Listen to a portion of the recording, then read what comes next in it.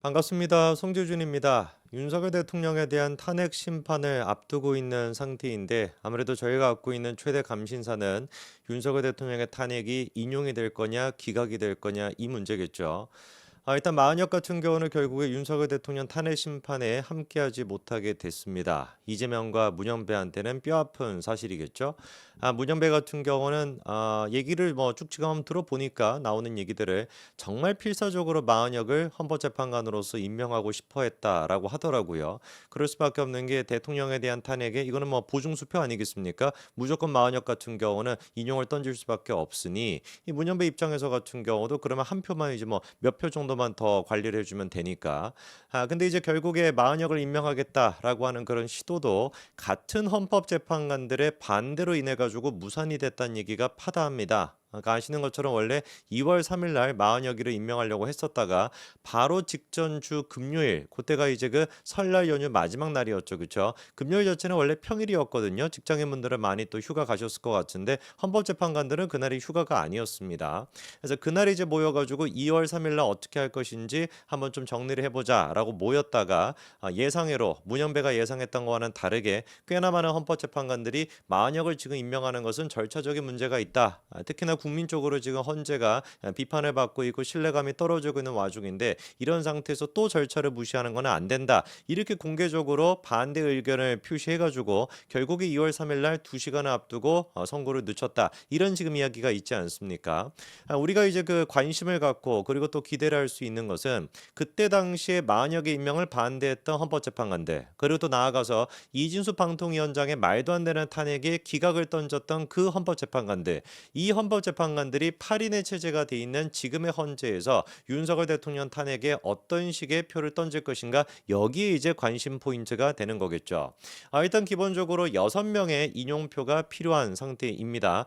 그러다 보니까 3명만이라도 기각을 하게 된다면은 사실상 헌재가 뭐 문영배가 기대했던 이재명이 기대했던 모든 것들이 다 물거품이 될 수밖에 없는데 민주당 같은 경우는 특히나 지금 주목하고 있는 사람이 두 사람인 것 같아요. 바꿔 얘기해서 이 두 사람 같은 경우는 인용표를 던지는 것이 아니라 기각표를 던질 수 있다. 민주당 내부적으로 그렇게 지금 생각하는 것 같습니다. 그 두 사람이 누구냐? 정혁식, 김등현, 김형두 두 사람이죠. 이번에 이제 그 탄핵 찬성 집회에서도 지난 주말에 있었던 그때도 이제 박범계가 대놓고 얘기를 하더라고요. 정혁식 재판관과 김형두 재판관을 믿는다. 우리가 뭐 그쪽으로 뭐 절이라도 하자 뭐 이런 식의 얘기까지 하지 않았습니까? 이게 지금 보여주는 게 뭐겠어요? 겉으로는 그냥 뭐 믿는다. 라고 얘기하지만 바꿔 얘기해가지고 야 우리가 지켜보고 있다 정영식 김영도 두 사람 내가 지켜보고 있어 너네 둘이가 감히 윤석열 대통령에 대해 가지고 인용표를 던지지 않고 기각표를 던져 그러면 어떻게 될지 한번 지켜보겠다 이거를 지금 선포하는 거 아니겠습니까? 대놓고 제가 봤을 때는 그냥 협박이라고 보입니다. 이 정영식 재판관 같은 경우는 잘 아시는 것처럼 굉장히 날카로운 질문을 많이 했었죠. 그렇죠?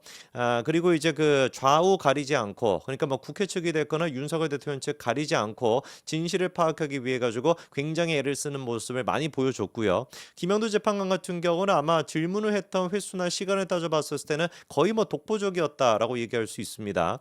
근데 이제 그 김영두 재판관의 의도가 뭐냐? 그러니까 질문을 그렇게 많이 했는데 질문을 많이 했다라는 것 자체가 이제 그 또 다른 질문을 낳고 있는 그런 이제 그 모습이잖아요.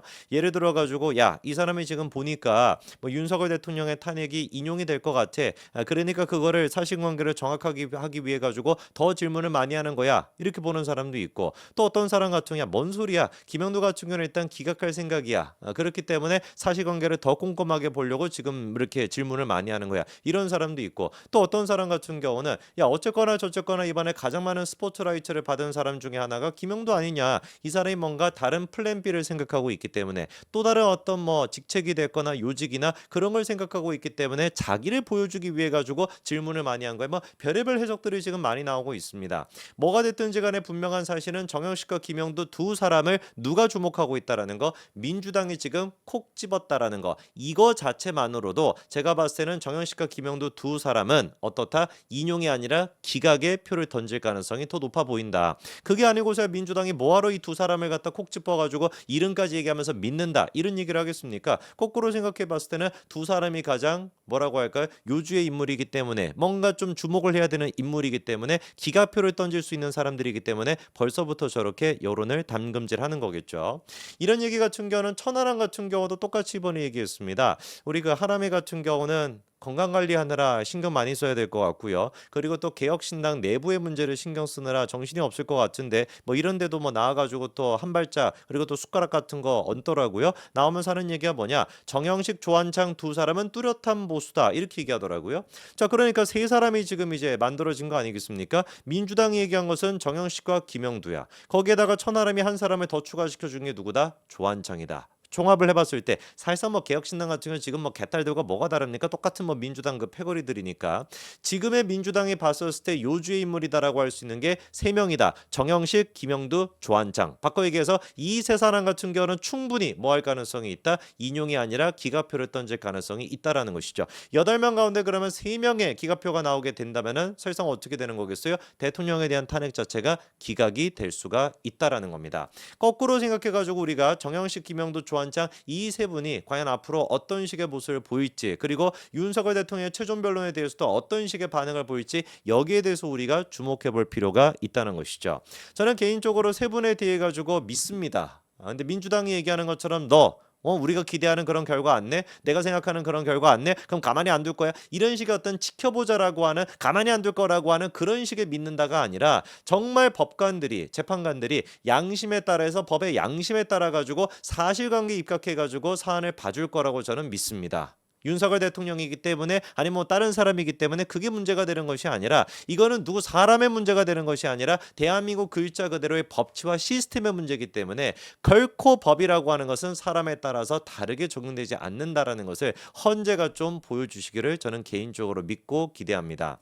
이번에 추가적으로 드러난 게 또 뭐가 있었습니까? 명명백백하게 공수처의 수사가 불법이라고 하는 것이 재차 확인이 됐죠. 공수처가 거짓말했던 게 뭐였습니까? 국민들을 상대로 뿐만 아니라 사법부를 상대로 해서도 구라를 쳤던 게 뭐였어요? 자기들은 서울중앙지법에 영장을 청구한 적이 없었다라고 하는 게 구라라는 게 밝혀졌습니다. 분명하게 공수처 같은 경우는 윤석열 대통령에 대해 가지고 서울중앙지법에다가 압수수색 영장이 됐거나 그리고 또 통신영장이 됐거나 그런 것들을 청구를 했었죠. 근데 그게 어떻게 됐다? 기각이 됐다라는 것도 이번에 밝혀졌습니다. 생각을 해보십시오. 만약에 이게 아무런 의미가 없는 것이었다라고 한다면 왜 도대체 공수처가 국회를 상대로 국민을 상대로 사법부를 상대로 거짓말을 쳤겠습니까? 당연하게 어마어마하게 의미가 있는 것이고 어마어마하게 중요한 사안이기 때문에 지금까지 꽁꽁 숨기고 있었다. 이렇게밖에 볼 수가 없는 것이고 그게 실제로 팩트가 맞습니다. 서울중앙지법에다가 신청을 했다가 기각이 됐어요. 여기서 뭐 추가적으로 공수처가 수사를 더하기로 했습니까? 증인을 뭐 새로 확보하기로 했습니까? 증언을 더 확보하기로 했습니까? 아니잖아요. 추가적인 내용이 하나도 없습니다. 그런데 똑같은 그 사안을 가지고 서부지법에 갔더니만 영장이 발부가 돼. 이게 의미하는 게 뭐겠어요? 영장 쇼핑을 했다. 판사 쇼핑을 했다. 반드시 이 부분에 대해 가지고 누가 도대체 관여가 되어 있는 것이며 그리고 그게 서부지법으로 가는 과정까지 어떤 사람이 관여가 되어 있고 서부지법과 그다음에 공수처와 모든 사람들이 이 부분에 대해 가지고 책임을 져야 되는 거겠죠. 이거는 완벽하게 사법 질서를 문란하게 만든 진짜로 우리가 내란이라고 할 수 있을 법한 게 바로 뭐였던 거예요? 이번에 공수처가 했던 짓거리인 겁니다.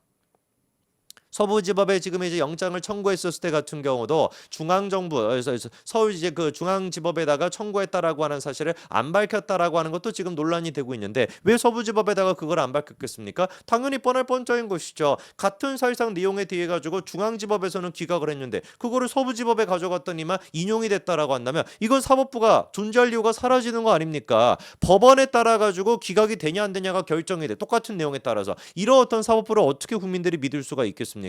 1 더하기 1은 2다라고 하는 것은 무슨 뭐 동대문에 간다라 그래가지고 남대문에 간다라 그래가지고 바뀌는 사실이 아닌 것처럼 법이라고 하는 것도 어떤 법원에 가든지 간에 상관없이 똑같이 법이라고 하는 거는 적용이 돼야 되는 것인데 그거를 공수처가 이번에 깬 거죠.